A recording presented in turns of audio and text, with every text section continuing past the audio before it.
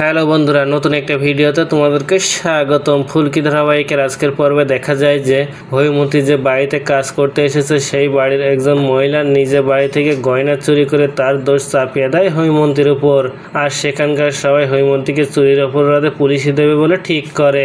আর এই খবর জেনে গেছে ফুলকি, রোহিত ও ধানু। আর কিভাবে ওখান থেকে জেঠিমাকে মুক্ত করে আনবে সেটা প্ল্যান করতে থাকে তারা। তারপর ফুলকির প্ল্যান মতো ফুলকি ওঝার ছদ্মবেশ ধরে চলে আসে সেই বাড়িতে। আর সেখানে রোহিতের সাহায্য নিয়ে বাড়ি চালান করে আর সেখানে থাকা আসল অপরাধীকে ধরে ফেলে নিজের জেঠিমাকে মুক্ত করে বাড়িতে নিয়ে আসে ফুলকি। ওদিকে রুদ্র রোহিতের মায়ের হাবভাব দেখে কিছুটা সন্দেহ করছে আর মনে মনে বলছে আমাকে আগে লাবর চেয়ারটা দখল নিতে হবে, তারপর বাকি কাজ পরে। ওদিকে অংশু সবকিছু জেনে গিয়ে সেই বস্তিতে এসে সবাইকে পেয়ে যায় আর রায়চৌধুরী বাড়ির সবাইকে নিয়ে তাদের বাড়িতে ফিরে আসে।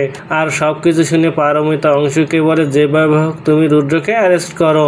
তারপর অংশু সবাইকে নিয়ে চলে আসে রায়চৌধুরী বাড়িতে। আর রায়চৌধুরী বাড়ির সবাইকে একসাথে বাড়িতে দেখে চোখ কপালে উঠে যায় রুদ্র ও ঈশিতার। তাহলে কি এবার রায়চৌধুরী বাড়ির সবাইকে বাড়িতে ফিরিয়ে এনে সকলের সামনে রুদ্রকে অ্যারেস্ট করবে অংশু?